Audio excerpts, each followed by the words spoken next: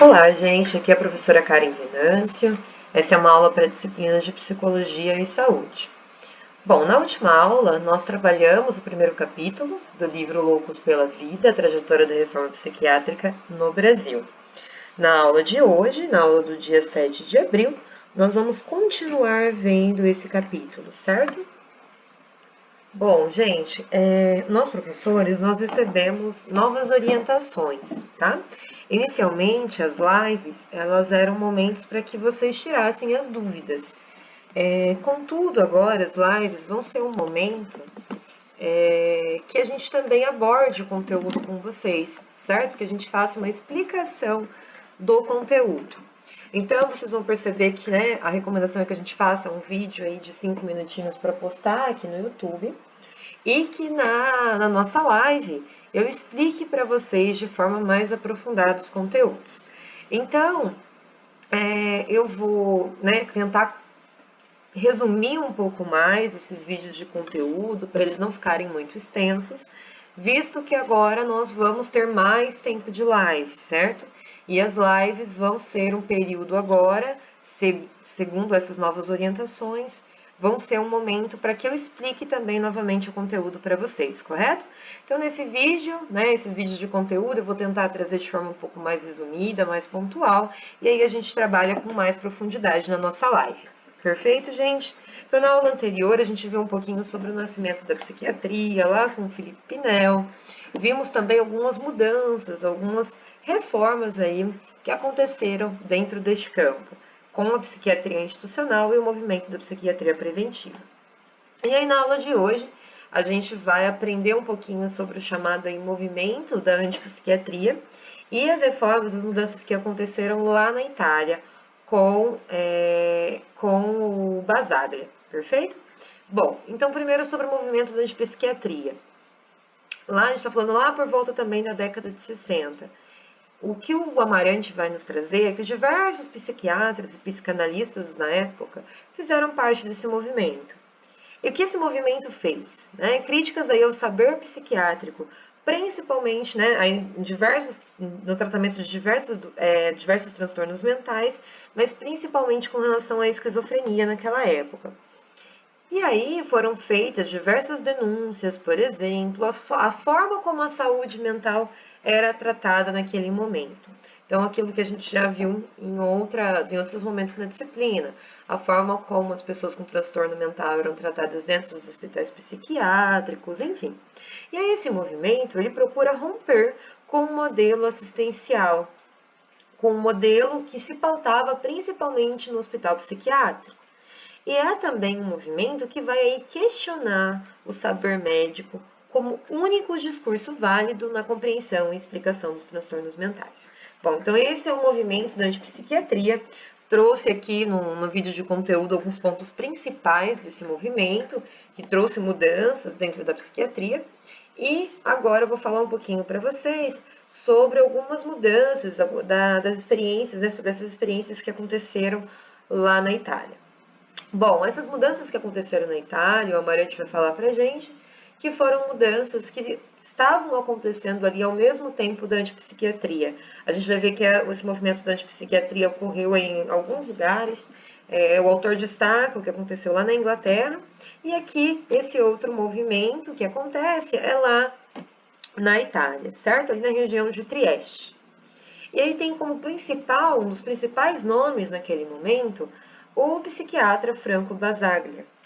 E o que o Basaglia fez? Não só o Basaglia, né, porque não foi ele sozinho, mas sim um conjunto de pensamento que ele também estava fazendo parte ali, eles fizeram críticas às compreensões sobre loucura e sobre as ações em saúde mental. Então percebam, não foi uma crítica somente ao hospital psiquiátrico, mas críticas também sobre como a sociedade naquele momento compreendia a loucura e o sujeito com algum transtorno mental. Então, esses autores aí que participam, no qual o Basaglia faz parte, né, eles vão fazer diversas críticas aí, tanto àquela psiquiatria tradicional, lá do Pinel, que pautava-se na ideia de alienação mental para entender o sujeito, mas também o que se entende ali em certo momento como nova psiquiatria. Que nova psiquiatria é essa? Aquela psiquiatria que se voltou, né, buscou questionar a existência do hospital psiquiátrico, mas não questionou de forma profunda a forma como a loucura era compreendida na sociedade, como se davam as relações de poder entre sujeitos e médicos, né? Esse poder do discurso médico como discurso válido sobre o corpo desse sujeito. Então, esses questionamentos, o momento que eles vão ser feitos nesse momento aí, tanto da psiquiatria como também das experiências lá na Itália com o grupo aí do Basaglia, certo? Bom, então eles vão, né, esse movimento aí que aconteceu na Itália vai fazer críticas aos tratamentos, como eu disse, mas também à própria compreensão de loucura e de transtorno mental. Bom, então eles vão dizer aí que muitas vezes os tratamentos, na verdade, funcionaram como punição, tinham uma função pedagógica, e claro, entre aspas, né, de punir, com o intuito de que o sujeito voltasse aí o que se entendia como o normal, como a normalidade. Só que muitas dessas práticas, na verdade, produziram ainda mais a exclusão dessas pessoas, produziram diversas violências e muitas pessoas também morreram. Bom, então, esse movimento lá na Itália fez com que acontecessem aí algumas mudanças. Por exemplo, surgiram diversas denúncias sobre as situações dos hospitais psiquiátricos, inclusive as próprias comunidades terapêuticas naquele momento foram um pouco questionadas, porque elas surgiram aí como uma alternativa aos hospitais psiquiátricos.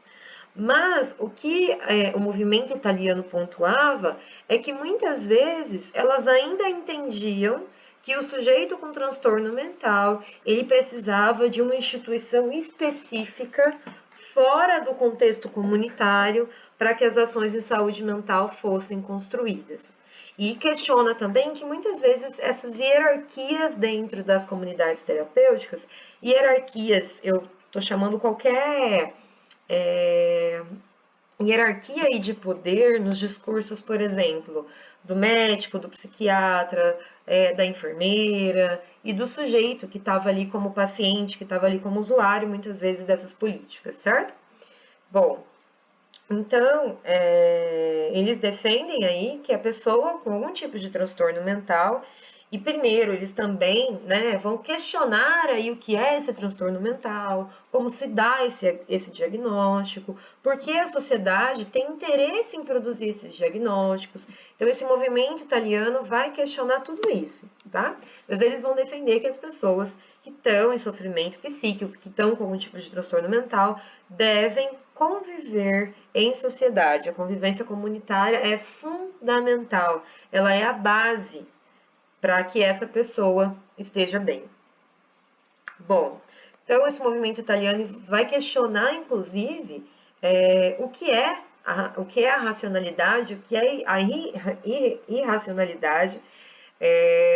Lembrando, gente, que lá no início da psiquiatria, vamos lá lembrar com o Pinel, lá no início da psiquiatria é um momento em que a psiquiatria se estrutura com a defesa da racionalidade, com a defesa da cientificidade. E nesse momento, o que esse movimento italiano vai fazer é questionar, olha, mas o que é entendido como racional? O que é irracional? O que é racional? Enfim, esses questionamentos vão ser também importantes, certo? Porque muitas vezes o sujeito com algum tipo de transtorno mental era compreendido como alienado, né, a partir da ideia da alienação mental, e ele era, muitas vezes, a sua voz era desvalorizada, ele era desautorizado a falar algo.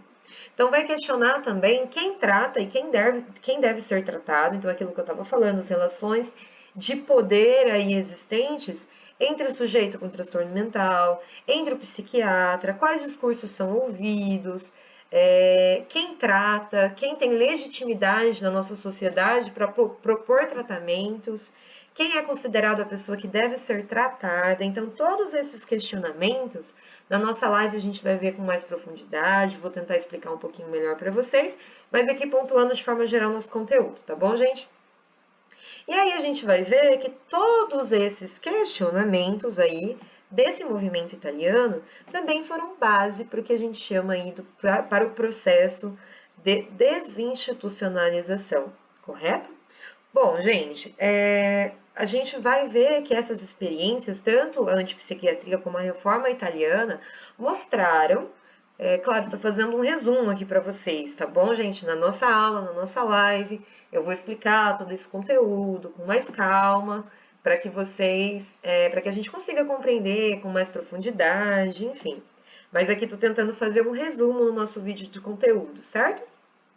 Então vamos lá. Essas experiências, tanto da antipsiquiatria como da reforma italiana, sinalizaram que nós podemos sim construir outras compreensões sobre a loucura e também outras ações, né, outras práticas aí de saúde mental. Então a gente vai ver que essas experiências, claro, com suas especificidades, tanto a antipsiquiatria como a reforma italiana, mas as duas no geral aí defendem o cuidado e o convívio social como base. E vamos ver também que elas vão inspirar, que elas vão ser muito importantes para as mudanças que nós tivemos aqui no Brasil, para a reforma psiquiátrica brasileira, certo? No capítulo 2 do livro, que nós vamos ler nas próximas aulas, a gente vai ver que o Amarante vai trabalhar um pouquinho mais isso, vai explicar um pouquinho melhor como foi a nossa reforma psiquiátrica brasileira, como foi aqui no nosso país. Mas para que a gente entenda como foi aqui, a gente precisava ter esse panorama geral de como a psiquiatria foi se construindo, se constituindo como área, como ela compreendia a loucura, como ela compreendia a saúde mental, como ela foi mudando ao longo do tempo para que a gente entenda como era a situação antes da reforma psiquiátrica no país e quais mudanças, enfim, quais foram as mudanças que a gente teve aí nos últimos anos, nas últimas décadas, e os desafios que nós enfrentamos, inclusive, atualmente. Correto, gente? Bom, é isso, né? Fiz um vídeo um pouco mais curto, para não me prolongar tanto, enfim, porque esses conteúdos vão ser explicados de forma mais específica, de forma mais aprofundada na nossa live. E aí, lembrando que com essas mudanças, tá, gente? As nossas lives, então, agora ficam nas terças e quintas, das 21h50 às 22h30, certo? Acredito que vocês já devem estar sabendo, a gente teve mudanças aí na forma como as lives estavam sendo organizadas. A ideia é que a gente tenha mais tempo de live, que a gente tenha mais tempo para poder conversar sobre o conteúdo. E inicialmente a live era pensada para vocês tirarem as dúvidas. Agora a live vai ser utilizada para eu explicar os conteúdos para vocês e também teremos um momento final para que vocês tirem as dúvidas. Bom, é isso, gente. Nós nos vemos então na nossa live do dia 7 de abril. Perfeito? Agora às 21h50. Um grande abraço, se cuidem, espero vê-los e vê-las em breve.